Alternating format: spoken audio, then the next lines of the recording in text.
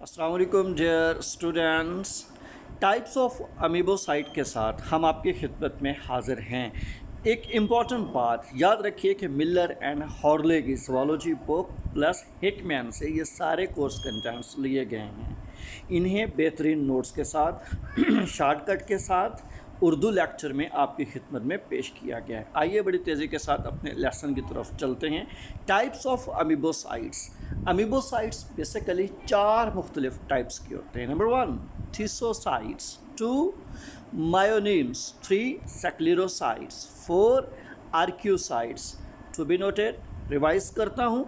थीसोसाइट्स, मायोनीम्स, सेक्लेरोसाइट्स और आर्क्यूसाइट्स, ये amoebocyte sales की 4 बड़ी अक़साम हैं। आइए इनमें से हर एक की डिटेल में चलते हैं।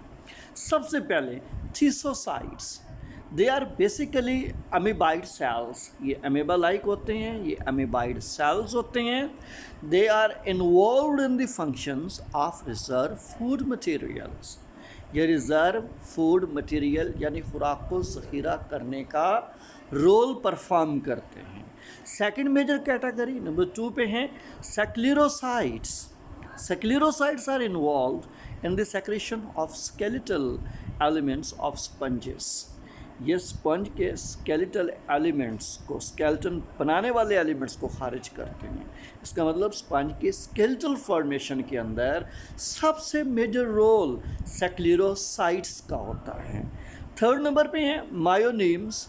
These are contractile cells. ये कंट्रैक्शन का रोल परफॉर्म करते हैं, मटेरियल को एक्सक्लूड करने, बाहर निकालने का रोल परफॉर्म करते हैं। And then they resemble to smooth muscles of vertebrates, और ये वर्टिब्रेट के स्मूथ मसल्स की तरह होते हैं। फंक्शन के लिहाज से they perform 2 major and important functions. First, formation of contractile rings around openings. ये स्पंजेस में पाई जाने वाली ओपनिंग्स यानी ओस्शिया और ओस्क्यूलम के इर्द गिर्द कंट्रैक्टाइल रिंग्स बनाती हैं, और ये contractile rings pathway of water का काम करती हैं, यानी कि कंट्रोल वे ऑफ वाटर, पानी को कंट्रोल वे से इन होने देती हैं और आउट होने देती हैं। सो formation of contractile rings around opening का पहला फंक्शन। दूसरा है रेगुलेशंस ऑफ ओपनिंग्स, चूँकि ओपनिंग्स के इर्द गिर्द मायोनीम्स की कंट्रैक्टाइल रिंग लगी होती है। ये कंट्रैक्टाइल रिंग सुकड़ के, फैल के वाटर मूवमेंट या इंटरनल और एक्सटर्नल मटेरियल की मूवमेंट को कंट्रोल करती है। तो सो हम कह सकते हैं ये खुलकर या बंद होकर ओपनिंग्स को, ओसिया और ओस्क्यूलम जैसे सुराखों को खुलने और बंद होने में मदद करती है। तो लास्ट वन कैटेगरी नंबर 4 पे हैं archaeocytes. These are well developed cells. बाकी तीनों की निस्बत ये ज़्यादा डेवलप्ड होते हैं। And these are totipotent cells. ये टोटिपोटेंट सेल्स होते हैं। What are totipotent sales?